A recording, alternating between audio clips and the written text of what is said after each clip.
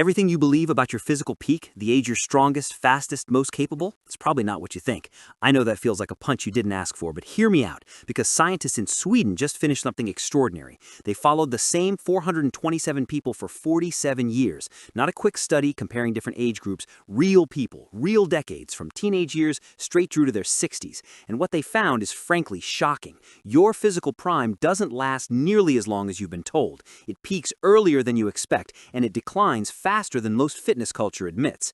But, and this is the part that changes everything, the data also reveals something that might genuinely alter how you approach the next 20 years of your life. There's massive hope hidden in these findings, because even if you've already passed your peak, you're not stuck declining. You can still improve, you can still build, you can still fight back against aging in ways you never knew were possible. The next few minutes are going to completely reframe how you think about aging, strength, and what's actually possible for your body, because understanding when your prime peaks directly determines how you should train to stay strong for decades. Let's get specific about what makes this study completely different from almost every fitness claim you've ever heard.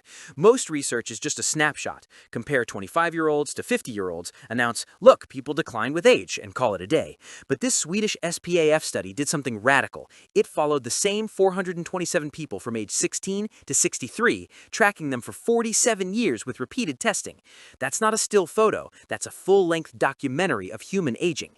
They measured how hard you can push on a bike, aerobic capacity, how many bench press reps you can grind out, muscular endurance, and how powerfully you can jump, explosive power. The core abilities that decide whether you can live independently, play with your grandkids, and simply move without limitation. This isn't theory or fitness folklore. This is what actually happens to human bodies when we watch them in real time across nearly 5 decades.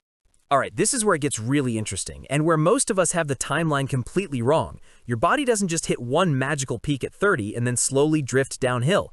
Different systems peak at different times. For endurance, your absolute aerobic capacity tops out in the mid-30s, roughly 35 for men and 36 for women, when your heart, lungs, and oxygen delivery system are firing at full power. For explosive power, it's much earlier and harsher. Men peak around 27 and women at just 19 years old, which means that vertical jump is already past its best long before most people even start training seriously. Then there's relative aerobic capacity, how efficient you are per kilogram of body weight, which peaks around 26 in men and 31 in women, while raw strength on the bench press hangs on a bit longer, peaking at about 36 for men and 34 for women.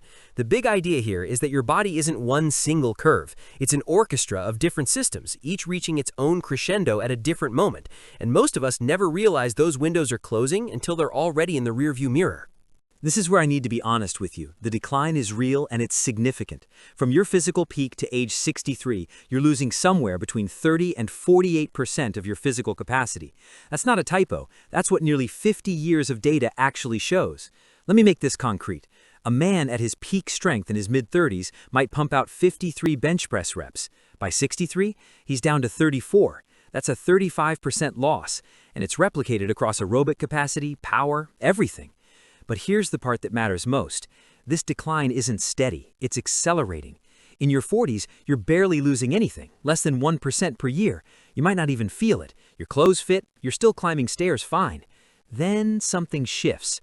By the late 50s and early 60s, you're shedding 2 to 2.5% of capacity every single year. That's when stairs get harder. That's when reaching for the top shelf requires real effort. That's when independence starts slipping away. And the really sobering part?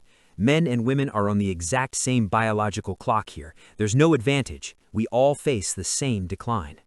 But here's why I haven't lost hope, and you shouldn't either. Here's what keeps most people up at night. Why? Why does this happen? And the answer isn't because you get old. That's lazy science. That's not an explanation. It's just a description. The real answer is happening at the cellular level, and it starts way earlier than you think. In your early 30s, and this is crucial, while you're still feeling young and invincible, something is already breaking down at the smallest scale. Your mitochondria. You know those? Your cells' power plants? The tiny factories inside every muscle fiber that convert oxygen and fuel into the energy your muscles actually need. They're losing efficiency. They're not producing energy as effectively. You can't see this, you can't feel this, but it's happening. The research calls this mitochondrial dysfunction, and it's literally one of the core drivers of sarcopenia, the age-related loss of muscle that we're all trying to avoid. Then, by your 40s and 50s, the biological sabotage becomes visible. The nerve signals that control your muscles start weakening. Imagine your nervous system as a telecommunications network. The signals are getting static. The connection is becoming less reliable. Meanwhile, your muscle fibers themselves begin to selectively disappear, especially the fast-twitch fibers that give you explosive power. Coordination suffers. Strength drops. But here's the crucial part, and this is what makes aging so powerful. These mechanisms aren't independent. They're deeply interconnected.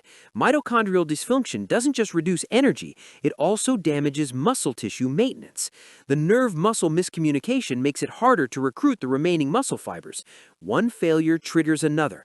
Everything compounds. Everything accelerates. A cascading effect. By 63, when we add it all up, that 30 to 48% loss, that's the cumulative result of 30 years of small biological shifts, each one amplifying the next, finally catching up all at once. But, and I keep coming back to this, there's a redemptive arc to this story. Here's something that genuinely changes how we think about aging. When these researchers looked at a room full of 16-year-olds, everyone was remarkably similar in physical capacity. Yeah, there's natural variation, some kids are just naturally more athletic, but the range was narrow. You had some quick jumpers and some slower ones, but we're talking about differences in a relatively tight band. Now, look at that exact same group at 63. The variance explodes. Relative aerobic capacity shows a 25-fold increase in variation. 25 times more different.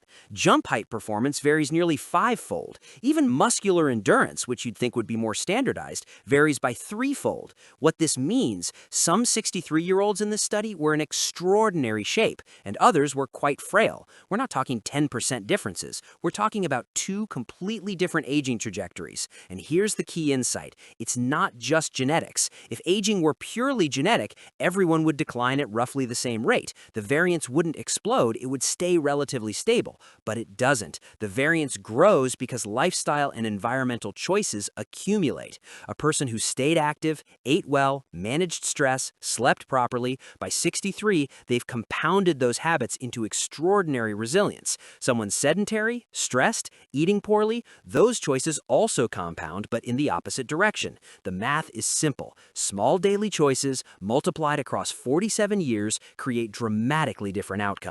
And here's the empowering part. You're not locked into someone else's trajectory. You're not predetermined to age like your parents did. You're writing that story right now, today, this week, with these choices. After all of that biology and all of that decline, this is the part that really matters. What can you actually do about it? And the good news is, this 47-year study doesn't just describe the fall, it quietly shows where the leverage points are. First, your youthful habits echo through your entire life. Being physically active at 16 wasn't just about winning school races, it was linked to better physical capacity decades later, like laying down a foundation that your future self could keep building on. Early movement doesn't make you invincible, but it clearly tilts your odds in your favor. Second, and this is huge, it is never too late to start moving. Adults in this cohort who became active later in life still improved their physical capacity by about 5 to 10%, even while aging was trying to push them the other way. That's not theory, that's measured change in real people who simply decided, midlife or later, to move more. And then there's the surprise that most people miss. Education shows up in the data too. Participants with a university degree tended to have higher aerobic capacity and better muscular endurance, not because a diploma magically builds muscle, but because education often travels with different lifestyles, more health awareness, different jobs, different routines. It's a reminder that your physical capacity is woven into your whole life context, not just what happens in the gym.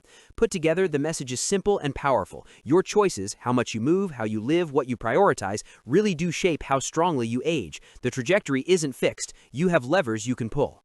I've been talking about how your physical capacity declines from peak to age 63, but here's a question that shifts everything.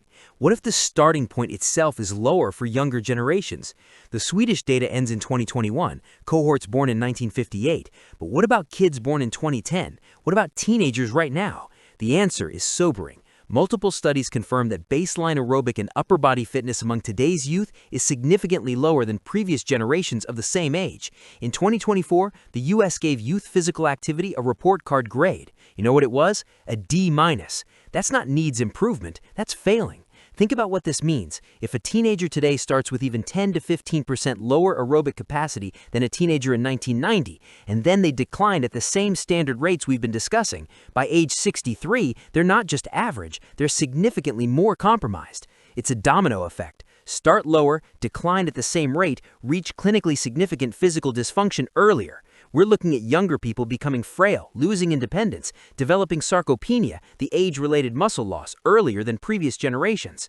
Why is this happening? Screens instead of outdoor play, structured sports with expensive barriers to entry instead of free movement, pandemic isolation cutting into critical years of development, less time moving, more time sedentary. But here's what I need you to hear. This isn't inevitable.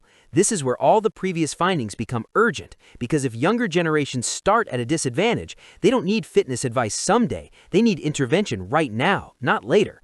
They need to understand that building strength and aerobic capacity in their teens and 20s isn't vanity, it's literally programming their physical future. And if you're an adult listening to this, you're living proof that the trajectory can change. You're evidence that it's never too late to interrupt the decline. You're the variable that breaks the downward spiral. Physical activity really can be a turning point at any age. In this 47-year Swedish study, adults who started moving later in life, not athletic teenagers, but people who'd been sedentary for years, still gained meaningful capacity. Aerobic fitness improved by about 6 to 7%. Strength increased by a notable 11%. That's a measurable difference. Power rose by around 4%. And here's what these numbers feel like in real life. Climbing stairs without pain, carrying groceries without struggle, catching yourself from a fall. These aren't abstract metrics. These are independence and dignity. Even against an expected 30 to 48% lifetime decline, your body remains adaptable. Your muscles and nervous system still respond when you challenge them. The barrier isn't time or age. The barrier is whether you're willing to start now and reclaim those gains. Okay, so now the real question. What does this actually look like? How do you translate this understanding into a life where you're not declining toward dysfunction, but actively building strength and resilience? The answer isn't heroic. It's not about training for marathons or becoming an athlete. Your secret weapon is consistency in everyday movement. Walks, stairs, gardening, playing with your kids, moving your body throughout the day in the ways that fit your life, that's where the magic happens. It's the daily rhythm, not the dramatic moment, that compounds into genuine capacity. And to truly fight muscle loss, you need both resistance training and cardiovascular work. They're a team. Resistance training, whether that's weights, bands, or body weight exercises, builds and maintains your muscle mass, which is literally the foundation of strength. Cardio keeps your heart strong and your endurance up. Together, they create a synergy that neither one alone can achieve. You need both. But here's the thing that ties everything together.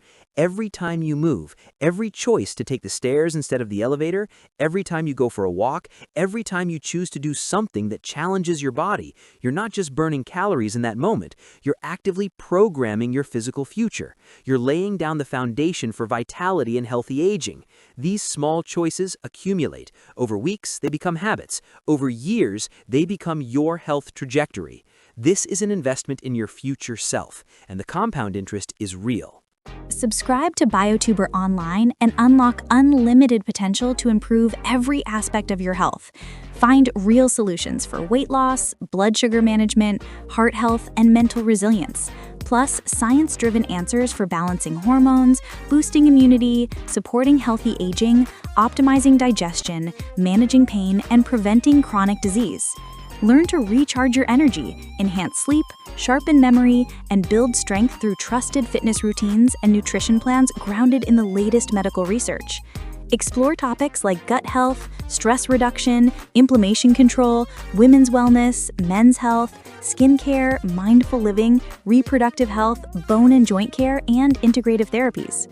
No matter your age or goal, this channel simplifies cutting-edge studies and expert insights, offering practical tips for total wellness, physical, emotional, and social. Join the BioTuber Online community for step-by-step guidance, actionable strategies, and daily motivation you can rely on.